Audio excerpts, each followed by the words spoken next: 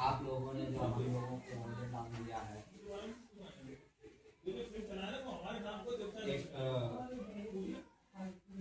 एक देश का एक राजा था।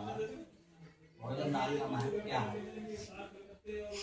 एक देश का एक राजा जो था, सबके भोजन सबके पुण्य खरीदा करता था। उसके पास एक ऐसा आईना था जिससे उस आईने में उसको पुण्य दिखाई दिया करते थे, और जो जितना हिस्सा बेचता था उतना वो खरीदते थे। तो उसी शहर के एक सेठ जी जो थे, उन्होंने बहुत दान पुण्य किए।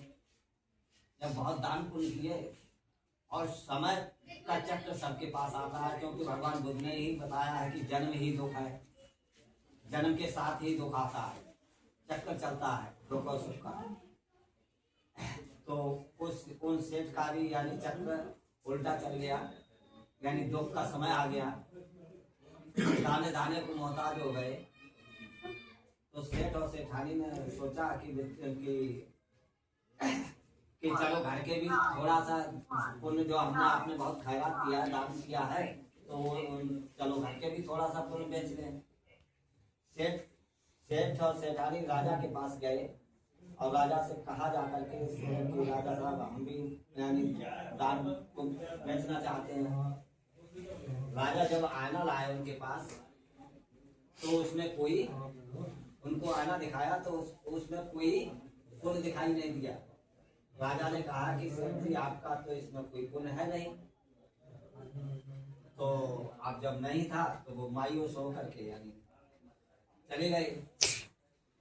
इधर उधर कुछ दिन भ्रमण करते रहे, यानी मतलब। तो एक बार जब भूख से जब ज्यादा व्याकुल हुए, तो उन्होंने सेठ और सेठानी ने सोचा कि आत्महत्या करने। तो था क्या कि एक दिन उन्हें कहीं से दो रोटियों का आटा मिल गया। उन्होंने एक दरिया किनारे जाकर के अपने कपड़े पर उसे मतलब गीला किया और उसके दो भाने बनाए।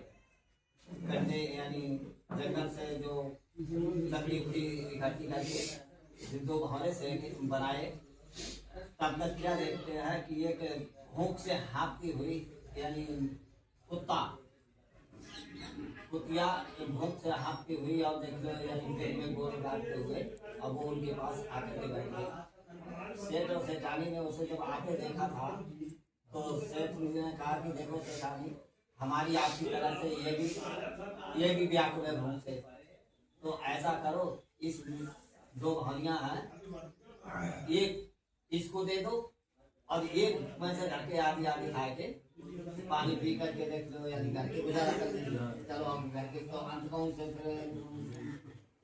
जुगाड़ करेंगे।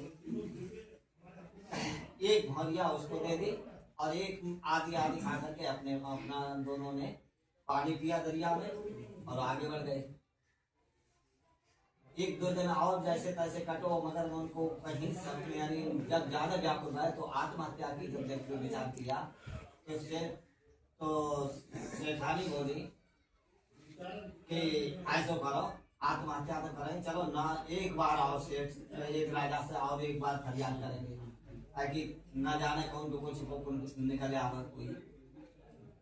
सेठ और सेठानी फिर गए राजा के पास और राजा के पास जाकर के बोले कि एक बार और आप हमें आना दिखा दो, जिससे कि न जाने कहीं दुखा छिपा निकल आए। तो सेठ जब आना दिखाया राजा ने, तो उनको वही वो जो भौरिया जो यानी भूखे कुत्ते को दी थी, वही पुण्य दिखाई दिया। राजा ने कहा कि आपने किसी एक भूखे कुत्ते को यानी भूखे को भोजन दिया है, वो आपका देखो पुण्य है। बोले इसमें से कितना बेचोगे? सेठ जी बोले जो तो अगर ये पशु की एक भागिया को आटने यानी दाव है, तो जाको किसको मिल जाएगी। चलो सेठ के अच्छा ऐसा करो, जाको सवाई बताई दो जो कुछ हुआ से। अब एक कुत्ता को एक भागिया डाली तो बाकी देख लो कुछ तो मिला, चलो जो कुछ मिल गया। तो एक पन्ने में उस कागज पर लिख करके उस पुण्य को भूखे यानी कुत्ते को भोजन देने का पुण्य लिख करके और देखे एक पल्ले में तराजू के पल्ले में यानी वो रखा, और दूसरे में राजा ने अपनी संपत्ति चढ़ाई, धन चढ़ाया, तो पूरा खजाना खाली हो गया और तब भी पुण्य का पल्ला भारी रहा। तो यानी महापुरुष जो है बताते हैं कि को भूखे को भोजन देना ही सबसे बड़ा पुण्य होता है। तो साधु साधु तो आप लोगों ने